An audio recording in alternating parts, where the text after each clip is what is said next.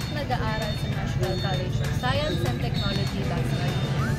At ang kurso na kinukuha ko ay Bachelor of Science, major in Hospitality Management, and kasalukuyang third year student. So ngayon, nandito tayo sa Imus.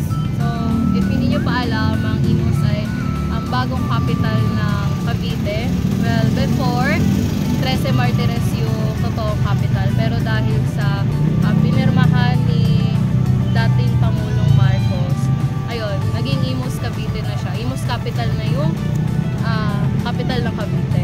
So, ipapakita ko sa inyo ngayon kung ano ba ang mga matatagpuan sa Imus Plaza. Imus Plaza. So, dito din makikita yung Imus Cathedral.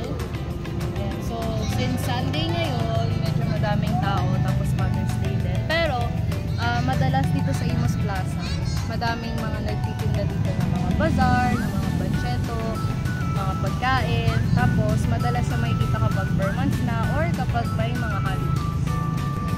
So, ngayon, nandito tayo sa harap ng Santo ni General Iselio Topacio. So, isa siya sa mga bayani noong panahon ng gera dito sa Imus Cavite. At kung hindi nyo din alam, sa Imus ginanap ang unang pag-raise ng flag, which is sa Alapan. So, madaming history ng mga gera dito sa Imus Cavite. So, kapag pumunta kayo dito, madami kayong makikita ng mga canyon, tapos mga tapwa ng mga bayani natin.